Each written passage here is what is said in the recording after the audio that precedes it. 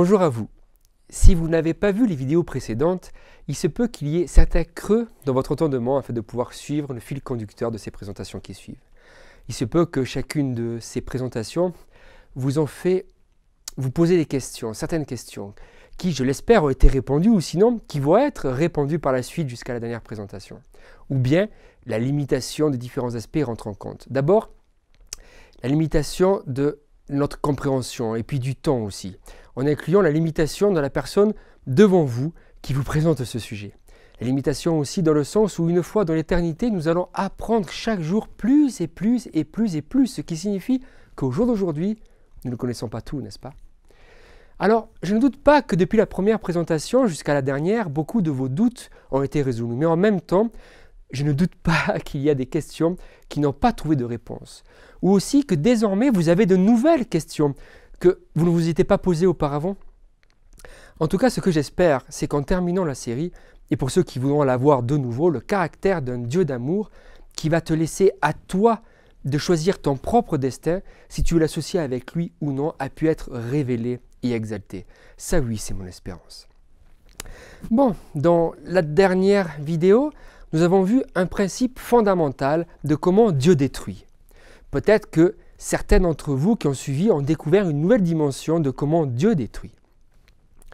Donc, avec la présentation d'aujourd'hui et la suivante, nous allons continuer de suivre avec cette boule de neige qui va devenir encore plus grande. Lorsque vous prenez le dictionnaire français, le Larousse, ou le dictionnaire de l'Académie française, et que vous cherchez le mot dragon, il va vous donner plusieurs significations. Animaux ailés, avec une queue, et etc., etc. Il va vous parler de la mythologie. Mais si vous cherchez la signification du dragon, cette signification dans la Bible, le dragon se trouve être le serpent ancien, qui s'est aussi trouvé en Éden, appelé aussi l'ennemi, Satan, l'adversaire. Du coup, si vous regardez le monde au jour d'aujourd'hui, et que vous désirez identifier par exemple une nation dans laquelle on pourrait lui attribuer le symbole du dragon, beaucoup pourraient l'assimiler à la Chine. Alors, ce que certaines personnes pourraient être tentées de faire est la chose suivante. Lorsqu'ils lisent la Bible, ils utilisent la signification d'un dictionnaire ou une signification de leur contexte, et lorsqu'ils lisent le mot dragon, ils disent mais c'est la Chine. Et j'ai déjà entendu que certains chrétiens disent que le pouvoir qui se lève dans le livre d'Apocalypse, au chapitre 13, ce pouvoir de la bête qui se lève, c'est la Chine. Car elle se lance au niveau politique, économique, la Chine. Mais nous venons de faire une erreur, de tomber dans un piège. Nous avons utilisé notre propre contexte pour essayer d'interpréter un contexte biblique. Pour savoir ce que la Bible dit sur un thème, ce que nous devons faire, c'est demander à la Bible de quelle manière, dans quelle situation elle l'utilise. Je vais vous donner un exemple. Dans le livre de Jude, qui est juste avant l'Apocalypse, voici ce qui nous est dit, au chapitre 1 bien sûr. Que Sodome et Gomorrhe et les villes voisines qui se livrèrent comme eux à l'impudicité et à des vices contre nature sont donnés en exemple, subissant la peine d'un feu éternel. Maintenant, je vais au dictionnaire et je cherche le mot « feu ». Et il me donne la définition. Puis je cherche le mot « éternel » et il me donne aussi la définition. Et vous savez quelle est la définition du dictionnaire du mot « éternel » ? Quelque chose qui n'a pas de fin. Bien. Alors, si j'utilise la définition du dictionnaire et je l'introduis dans la Bible, lorsque je lis que Sodome et Gomorrhe sont punis et donnés comme exemple par un feu éternel, à quoi dois-je m'attendre et espérer? Que lorsque je vais voyager au Moyen-Orient, à côté de la mer morte, que devrais-je y voir? Du feu, parce que ce feu est éternel. Mais est-ce que c'est ce qui se produit au jour d'aujourd'hui? Pouvons-nous aller voir le feu éternel où se trouvent ces villes? Non. Alors, que se passe-t-il? La Bible nous ment? Elle dirait des bêtises? Non. La Bible utilise le feu éternel dans un autre contexte qui est compatible avec elle et non nécessairement aux variables du dictionnaire ou de notre culture. Par exemple, il nous est dit dans certaines traductions bibliques, en d'autres mots, dans diverses langues, comme l'espagnol ou l'anglais, que lorsque je meurs, je vais à l'Hadès. Alors du coup, beaucoup interprètent, il y a des dictionnaires qui interprètent l'Hadès comme l'enfer, un endroit où il fait très chaud et le démon est là comme le cuisinier. Cependant, je ne peux pas interpréter l'Hadès ou l'enfer de la manière que me dit le dictionnaire, ou la culture, ou la tradition même chrétienne. Je dois voir ce que me dit la Bible. Et devinez ce que me dit la Bible au sujet de l'Hadès, que c'est le sépulcre. Lorsqu'il est dit que nous allons tous à l'Hadès, cela ne veut pas dire que nous allons tous à l'enfer, sinon que tous nous passons par la tombe, nous passons par le sépulcre. Alors il nous faut laisser la Bible nous dire de quelle manière utiliser un mot, car sinon nous la conditionnons à la culture et à la langue dont nous vivons. De ce fait, il y a des versions anciennes de la Bible, d'anciennes versions en anglais, qui nous disent que la parole du Seigneur a été prêchée et tous étaient gays. Ben oui, celui qui a écrit ce mot l'a écrit avec sa signification il y a 200, 300, 400 ans.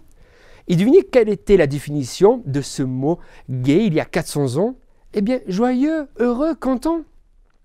Donc la parole de Dieu a été prêchée, ils étaient tous heureux et contents. Et là, oui, ça prend du sens au jour d'aujourd'hui. Je ne peux utiliser ma culture, mes idées préconçues à l'heure d'interpréter la parole. Il faut que je cherche, que je la parcours, ça et là, verset après verset, afin de voir comment la Bible parle.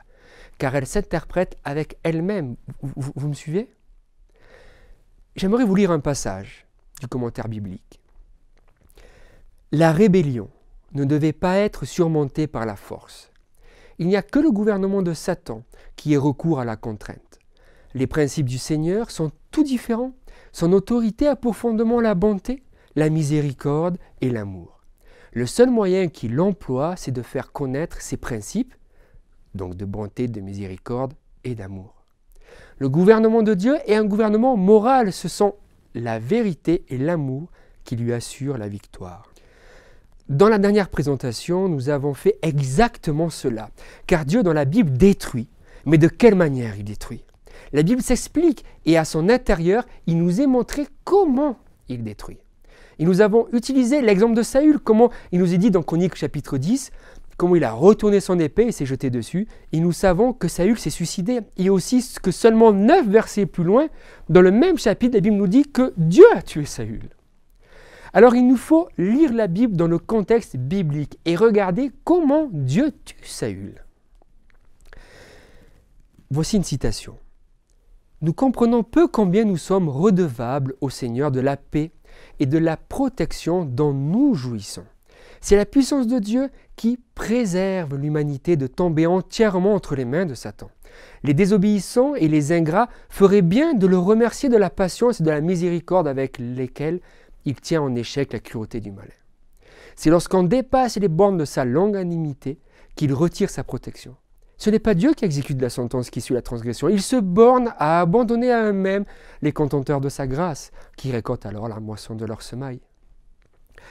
Quand la Bible nous dit que Dieu détruit, nous ne pouvons pas aller au dictionnaire lire la définition du mot « détruire », mais nous devons aller à la Bible et découvrir quelle est sa définition biblique, afin de comprendre comment Dieu détruit. Et nous faisons pareil pour le feu éternel, pour le mur à Hadès et pour bien d'autres mots. Il en résulte que Saül s'éloigne de Dieu à un tel point que Saül ne veut absolument plus rien savoir de Dieu, mais plus jamais. Et Dieu, dans sa peine, parce que lui, il veut le salut, il ne se réjouit pas de notre mort, au contraire, il veut qu'aucun d'entre nous ne meure. Alors, si Dieu ne se réjouit pas lorsqu'une personne va mourir, comment est Dieu? S'il ne se réjouit pas, il est triste. Dieu, triste, abandonne, et seulement par le choix de Saül, la protection qu'il avait sur lui.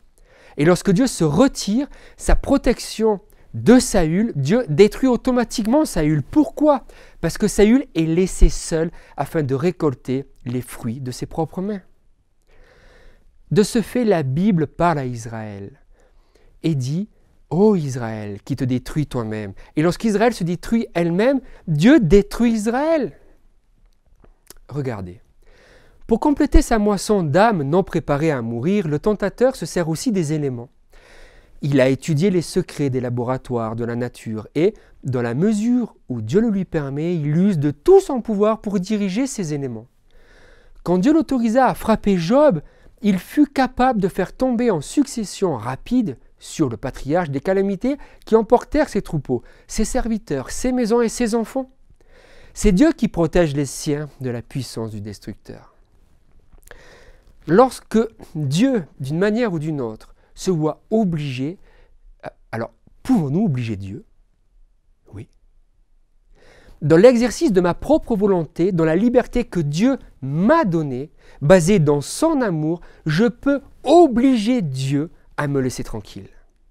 Je peux obliger Dieu, ce Dieu tout-puissant, est limité. Et il est limité par quoi? Son caractère.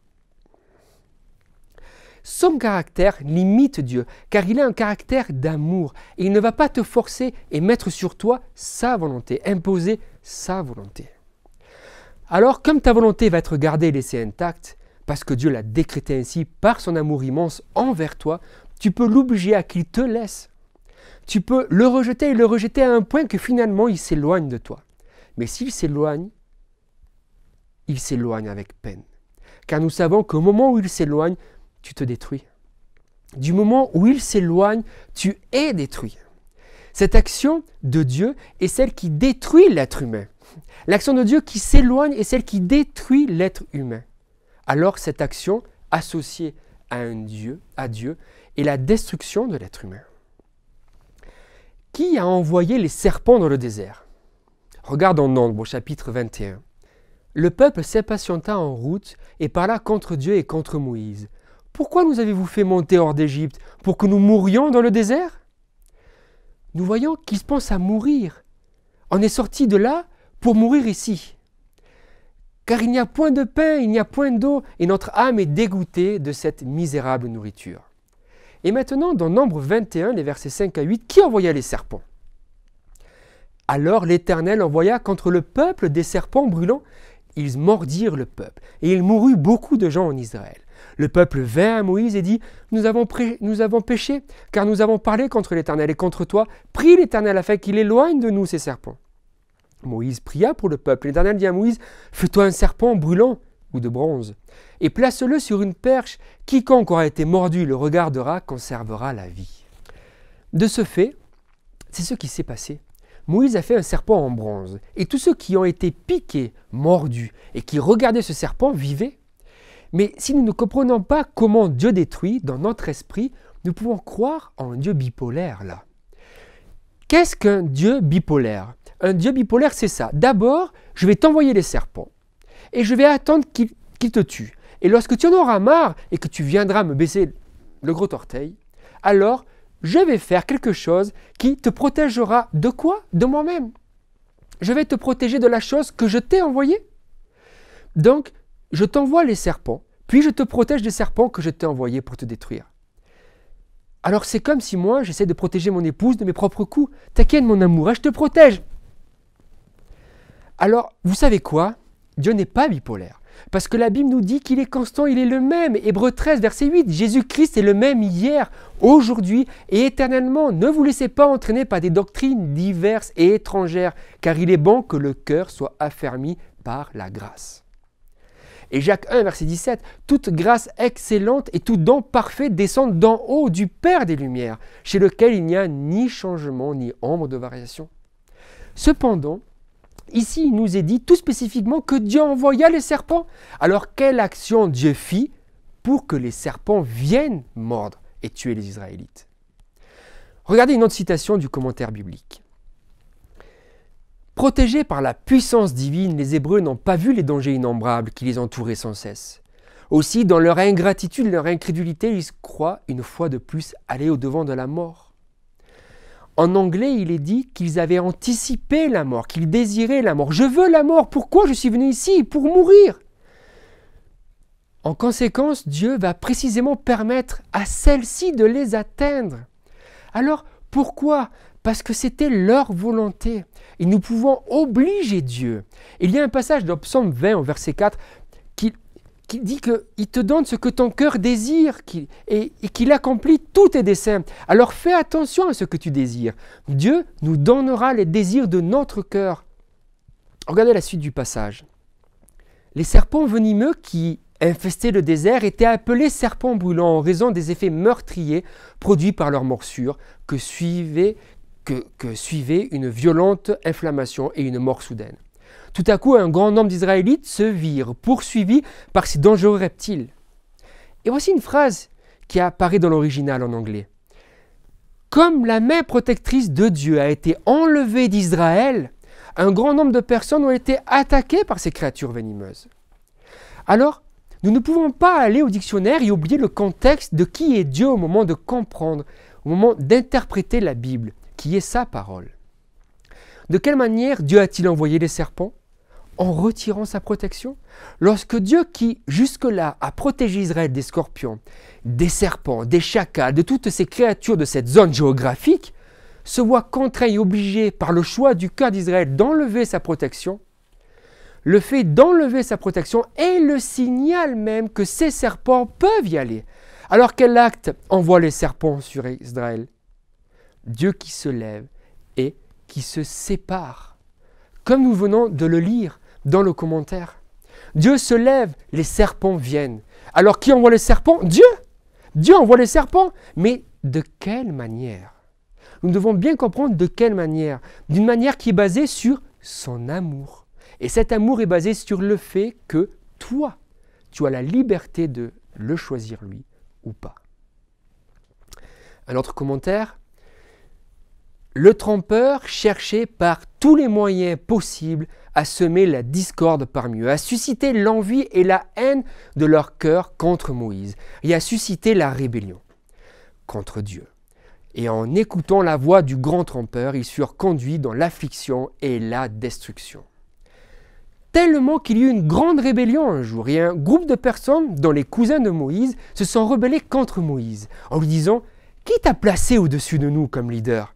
Et il arrive un moment dans l'histoire dans lequel cette rébellion a une opportunité de s'arrêter et de se réunir à Israël. Mais devinez quoi?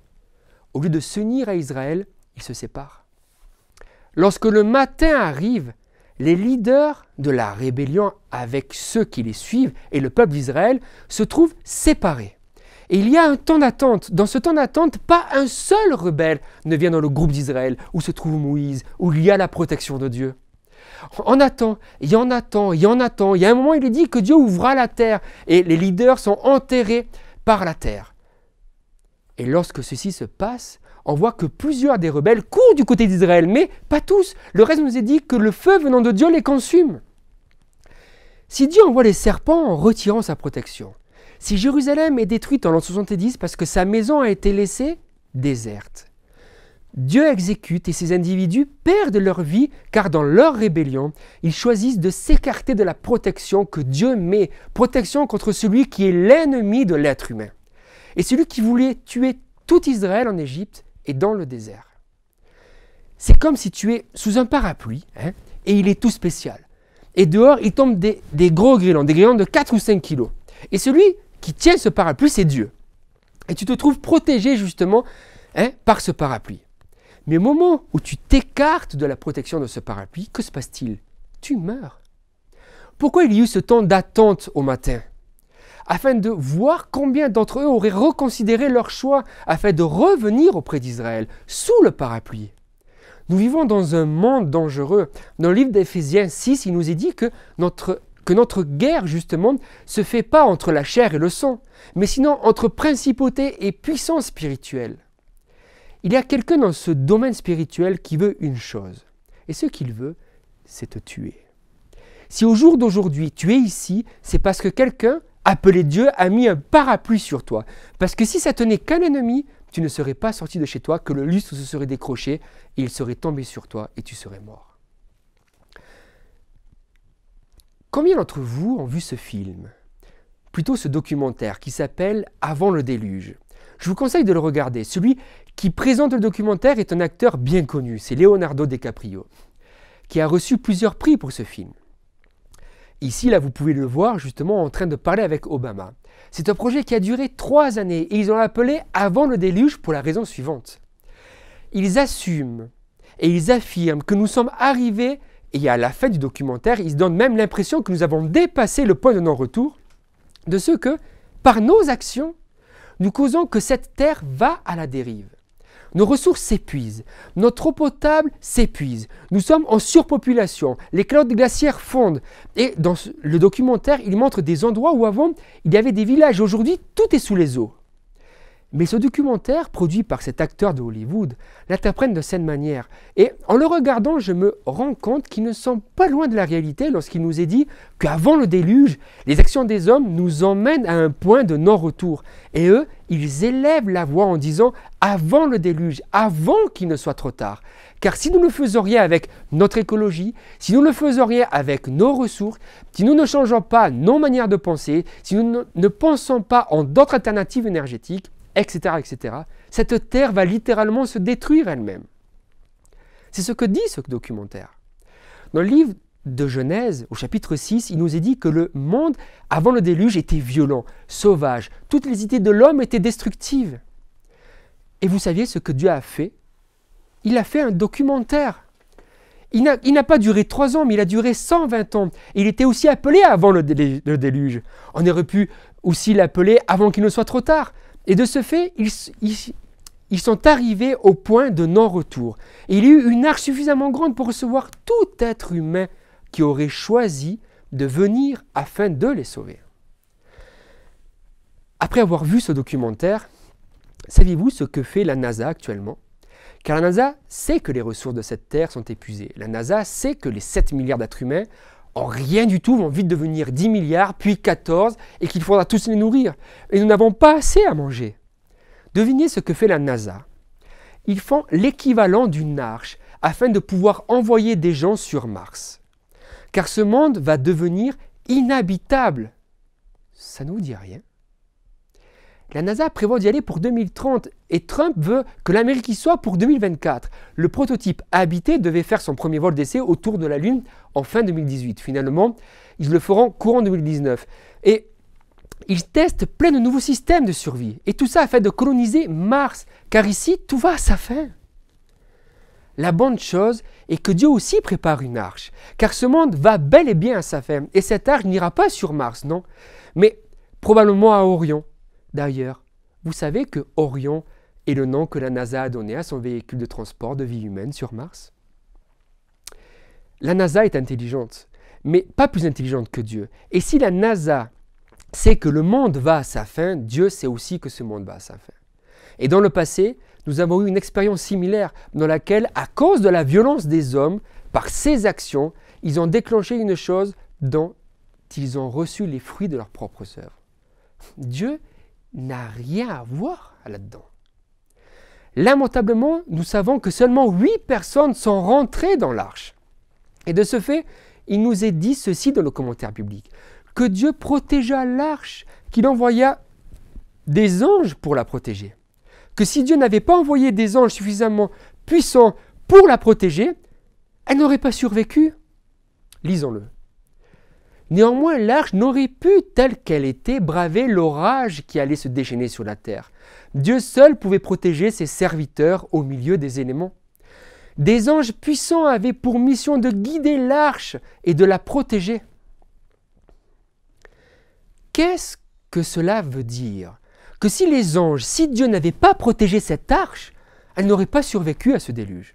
Cette arche, en cet instant, bénéficiait de la protection de Dieu. Et ceux qui sont sous la protection de Dieu sont les seuls qui ont été sauvés. Lisez avec moi ce passage. Satan est le destructeur. Dieu ne peut bénir ceux qui refusent d'être ses fidèles administrateurs. Pourquoi Dieu ne peut pas bénir? Parce qu'ils ne veulent pas être bénis. Et Dieu ne peut pas, car il ne peut pas forcer une bénédiction sur toi si tu ne veux pas de cette bénédiction. Quelle est la bénédiction d'arrêter de fumer? Eh bien, de vivre mieux, de pouvoir baisser son risque de cancer, de respirer mieux, mais tu ne vas pas recevoir les bénédictions de vivre plus longtemps ou celles de mieux respirer si tu n'acceptes pas ce qu'il t'offre. Alors, il nous est dit, Satan est le destructeur. Dieu ne peut bénir ceux qui refusent d'être ses fidèles serviteurs. Tout ce qu'il peut faire, c'est permettre à Satan, et lisez avec moi s'il vous plaît, d'accomplir son travail destructeur. Nous voyons que des calamités de toutes sortes et de tout degré viennent sur la terre. Et pourquoi? Le pouvoir restrictif du Seigneur ne se fait pas ressentir. Le monde méprisait la parole de Dieu. Ils vivent comme s'il n'y avait pas de Dieu, Comme les habitants du monde au temps de Noé, ils refusent de penser à Dieu. La perversité prévaut à un degré alarmant et la terre est mûre pour la moisson, pour récolter ses propres œuvres. Dieu, dans son amour, et parce que Dieu est amour, avec ses propres yeux, il va voir la destruction de ce monde. Parce qu'il est amour? Eh oui, bien sûr. Parce que Dieu ne va pas intervenir en modifiant les décisions que tu as prises sous ta propre volonté, de ton propre gré, ou que les décisions que le monde a prises de sa propre volonté. Vous savez que ce monde, dans son histoire, n'a jamais été détruit avec seulement un doigt et un bouton rouge. Actuellement, ce monde est doté d'un tel arsenal nucléaire que nous avons seulement besoin d'une personne tête en l'air qui s'assoit derrière un bureau ovale et qui se trouve devant un bouton rouge et qui pense à demander un sandwich et qu'il appuie dessus. Et ni vous ni moi ne serions présents. Vous savez à quelle température la Terre serait? Très chaude. Dieu pourrait l'arrêter? Oui, seulement s'il arrête d'être Dieu. Comment? Dieu pourrait arrêter ça? Oui, en arrêtant d'être Dieu. Car si la volonté des hommes est de suivre, de continuer dans un chemin, c'est ce chemin que Dieu les laissera aller, car Dieu est amour. Lisons. Bientôt, Dieu montrera qu'il est vraiment le Dieu vivant. Il dira aux anges, ne combattez plus Satan dans ses efforts pour détruire, qu'il élabore sa malignité sur les enfants de la désobéissance, car la coupe de leur iniquité est pleine. Ils ont avancé d'un degré de méchanceté à l'autre, ajoutant quotidiennement à leur anarchie. Je n'interviendrai plus pour empêcher le destructeur de faire son travail. Dans le livre d'Apocalypse, chapitre 7, il nous est dit qu'il y a 4 anges qui soutiennent les 4 points cardinaux, les 4 vents. Ces 4 vents sont les vents de la destruction. Alors, ce sont des anges de Dieu, et que font-ils? Ils retiennent, et je dis ils retiennent, car c'est comme si tu sauves quelqu'un qui est tombé du bord de la falaise, tu lui attrapes la main, lui il pond dans le vide, tu lui tiens la main et devinez ce qu'il te fait avec son autre main. Il commence à te griffer, il te mord, et toi tu supportes, tu retiens. Et lui il continue à te mordre, à te griffer. Voici comment ces 4 anges retiennent. Et le nombre 4 signifie que c'est global. Dans la Bible, on parle des 4 coins de la terre. Ce n'est pas seulement 4 anges, mais une représentation qui indique que le pouvoir de Dieu, dans tous les angles de la terre, est en train de retenir. Car au moment où il arrête de tenir, que se passe-t-il? Comme le dit le passage, le destructeur fait son travail. Lisons la suite. Ce temps est juste sur nous. L'Esprit de Dieu est retiré de la terre. Avant de continuer à lire, Dieu a été mis à la porte des hôpitaux. Dieu a été mis à la porte du Parlement. Dieu a été mis à la porte, enlevé de toutes les zones, de tous les domaines. De ce fait, notre ami Oscar, qui est aussi nutritionniste, a son assurance qui le couvre. Mais il doit faire attention car il prie avec ses patients. Mais il doit d'abord discerner s'il peut ou non le faire. Car dans son contrat, par exemple, si tu es une infirmière en Australie et qu'il y a une personne qui se trouve à la veille de sa mort et que tu pries avec elle et que son fils t'entend, il peut te dénoncer. Et tu perds ton travail. Et le médical, c'est fini pour toi. Car Dieu s'est fait physiquement mettre à la porte et en même temps à la porte de ce monde. C'est comme dire à celui qui nous protège de la grêle, allez, ferme le parapluie. L'Esprit de Dieu est retiré de la terre. Quand l'ange de la miséricorde plie ses ailes et part, Satan fera toutes les mauvaises actions qu'il a longtemps voulu faire. Si vous croyez que nous vivons dans un monde de méchanceté, eh bien, attendez de voir lorsque l'ange de la miséricorde fera ses bagages. Car si aujourd'hui nous voyons que ce monde est mauvais, le jour où les anges de la miséricorde, qui actuellement retiennent ces vents, lorsqu'ils arrêteront, ce sera bien pire. Tempête et tempête, guerre et effusion de sang, il se réjouit de ces choses, il rassemble ainsi dans sa moisson. Comment Dieu va-t-il détruire cette terre ? Au moment où Dieu sera invité à partir. Et Dieu, voyant qu'il n'y a plus de marche arrière, que le monde ne veut rien savoir de lui, il prend ses valises et il déclarera les mêmes mots que Jésus a déclarés sur Jérusalem. Ta maison a été laissée déserte. Et qu'est-il arrivé juste après la destruction de Jérusalem? Voici un dernier extrait d'un commentaire biblique. La grâce divine sera parvenue à son terme. Le monde aura rejeté la miséricorde de Dieu, méprisé son amour et foulé aux pieds sa loi. Les méchants auront franchi les limites de leur temps de probation. L'Esprit de Dieu auquel ils auront obstinément résisté leur sera enfin retiré. N'étant plus protégés par la grâce divine, ils seront à la merci de Satan qui plongera alors les habitants de la terre dans la grande détresse finale. Les anges de Dieu ayant cessé de tenir en échec la violence des passions humaines, tous les éléments de discorde seront déchaînés. Le monde entier passera par une catastrophe plus redoutable que celle dans laquelle périt l'ancien Jérusalem. Plus redoutable que celle qui est tombée sur Sodome et Gomorrhe. Car savez-vous ce qui est tombé sur Sodome et Gomorrhe? Une image de la fin du monde. Lot a cherché qui voulait sortir. Sortir et venir sous la protection de Dieu. Car Dieu a été invité à partir de cet endroit. Et lorsque Dieu a été invité à partir définitivement de cet endroit, et de ce fait, lorsque Dieu dit à Abraham, « S'il y en a 5 qui me veulent, je ne partirai pas. » La Bible dit, « S'il y en a 5, je ne détruis pas. » Alors, qu'est-ce que cela veut bien dire? S'il y a 5 dedans, je ne pars pas. Et s'il ne part pas, il n'y a pas de destruction. Finalement, il n'y en a pas eu 5, il y en a eu 3. Mais ces 3 se sont mis sous la protection de Dieu, car Dieu détruit en s'éloignant de ceux qu'il était jusqu'à présent en train de protéger.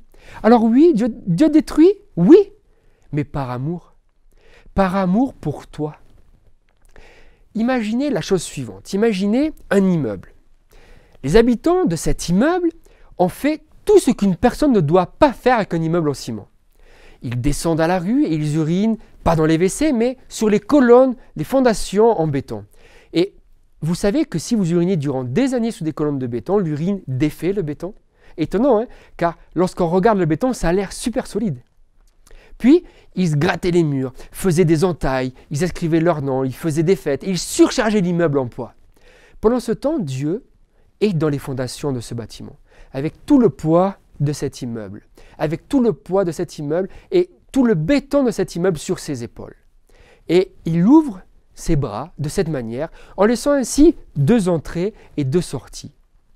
Lorsque quelqu'un entre, il lui dit « Dis à ceux qui sont dedans que s'ils continuent comme ça, l'immeuble va s'effondrer, qu'ils sortent de cet immeuble. » Cependant, dedans, ils continuent avec leur fête. Lorsque quelqu'un qui était envoyé par celui qui est à la porte, car Jésus dit lui-même qu'il est la porte, lorsqu'un envoyé leur dit de sortir de cet immeuble, car il va s'effondrer, ils ne l'écoutent pas. La musique est tellement bien trop forte, ils disent « Quoi? Non, je t'entends pas, je voudrais savoir. » Alors il continue d'assister, de les avertir jusqu'à ce qu'on lui donne un coup de poing et qu'on lui casse le nez. Lorsqu'il descend et qu'il sort de la porte, Dieu est là. Il soutient le ciment, il voit le nez cassé de celui qui l'a envoyé. Et il lui dit « Ne te préoccupe pas, sors, j'enverrai quelqu'un d'autre. » Et il continue d'envoyer des gens. Chaque jour, l'immeuble s'abîme un peu plus. Et Dieu peut entendre ces cris. Mais ceux qui sont dedans ne l'entendent pas. La musique est trop forte. Alors Dieu dit à quelqu'un qui est dehors de cet immeuble « Entre dedans » et il dit leur de sortir, que cet immeuble va s'effondrer. Ce qui se passe, c'est que Dieu a tellement envoyé de personnes afin d'avertir que maintenant ça commence vraiment à embêter ceux qui sautent et qui dansent dedans. Et ils commencent à en avoir marre et ils disent « Ouh, à l'autre on lui a cassé le nez, à toi on va te casser un bras. » Et lors d'un changement de chanson, durant ce court moment de silence, ils entendent et comprennent que c'est celui qui se trouve en bas à la porte qui les envoie. Alors, ils se regroupent à 3 ou 4 et ils descendent voir Dieu qui soutient tout l'édifice. Et ils lui disent « Hé, toi, qui t'a dit d'interrompre notre fête ?» Et lui, il soutient, alors qu'ils lui crachent à la figure. Alors, ils ne veulent pas trop le frapper parce qu'en réalité, il est un peu grand. Hein. Alors, ils sont un peu intimidés, car peut-être en plus, il connaît le kung-fu. Et comme il est à la porte, hein, ils pensent qu'il est le vigile et donc peut-être qu'il fait un peu d'arts martiaux. Alors, ils font juste des petits coups et ils donnent un avertissement afin qu'ils puissent les laisser tranquilles. Puis, ils retournent à la fête. Et l'immeuble, lui, il craque. Il se met même à vaciller. Ensuite, il continue à envoyer des messagers. Du coup, maintenant, ils ne sont plus 3 ou 4 à descendre, mais une vingtaine qui viennent le voir. Ils disent « Hé, toi, tu commences vraiment à nous embêter avec ce que tu nous envoies. Laisse-nous tranquilles. » Ce qui se passe est la chose suivante. Il arrive un moment où ils ne sont plus 3, ni 4, ni 20, ni 30, mais tous descendent à côté de la porte et lui demandent « Toi, qui t'a appelé à venir à la fête ?» Lamentablement, personne de m'inviter à cet enterrement. Mais vous avez l'opportunité de sortir parce que c'est en train de se détruire. Alors sortez d'ici, mes enfants, sortez d'ici, mon peuple. » Et là, ils se moquent de lui et ils lui rient en plein visage. Et ils lui disent « Quoi, tu veux imposer ta volonté sur nous ?» Il leur dit « Non, moi je suis amour et je te donnais mon amour à toi. Et dans cet amour, je te donne la liberté qui est liée, qui est empreinte à cet amour. » Et du coup, ils lui disent dans leur rébellion « Ah oui, nous avons la liberté d'utiliser ton amour. Eh bien voilà notre liberté. Prends tes affaires et oust. » Alors lui, il est triste, il ne veut pas partir. Et du coup, il leur dit, ils lui disent, si tu ne pars pas, en réalité, tu ne nous aimes pas. Car si tu nous aimais, tu nous laisserais faire ce dont nous avons envie. Tu l'as dit toi-même, dans l'amour, il y a d'emprunt la liberté. Et lui, il résiste, car il y a une patience ni comme la mienne, ni comme la tienne. Alors mes amis, que se passe-t-il au moment où finalement, ils le coincent contre le mur et lui disent, tu nous aimes? Oui. Alors démontre-nous-le. Laisse-nous faire ce dont nous avons envie de faire. Montre-nous que tu nous aimes. Alors lui, il baisse la tête. Car jamais Dieu ne se réjouit lorsque quelqu'un meurt, et encore moins lorsque beaucoup meurent. Alors dans sa tristesse, il fait la chose suivante. Il baisse les bras et se retire. Dieu est amour. Et ce monde va mourir par l'amour de Dieu. Car il t'aime tellement que l'unique raison de ta présence au ciel et que tu as répondu à son invitation. L'unique raison que tu sois sauvé, c'est parce que tu as décidé de lui donner la main lorsque lui, il t'a dit « Je suis le chemin. Tu me donnes la main, tu viens avec moi. » Mais si toi, tu ne veux pas lui donner la main, lui, il t'aime tellement qu'il va te laisser à ton propre destin, à ce qu'en réalité, tu as décidé dans ton cœur. Et lui, il te le donnera dans son amour, ce que tu as décidé dans ton cœur. Et c'est mon désir, vraiment, que dans ton cœur, il y ait un désir, un réel désir pour lui. C'est mon désir que dans ton cœur, à travers ces présentations, tu as pu voir qu'en réalité, il y a un Dieu qui fait ce qui lui est possible pour ne pas t'abandonner, pour ne pas te laisser, avec l'espérance de ce qu'un jour tu lui dises oui à lui. Et j'espère que ce oui arrive avant qu'il ne soit trop tard, parce que un déluge, et non un déluge d'eau est juste derrière la rue, est bien plus proche de ce que toi et moi croyons qu'il est. Merci de votre suivi. Et il nous reste une présentation où on va mettre le nœud final de cette série du Dieu athée. Un Dieu qui n'est pas bipolaire, mais un Dieu qui est amour. Puis un témoignage avec une réflexion.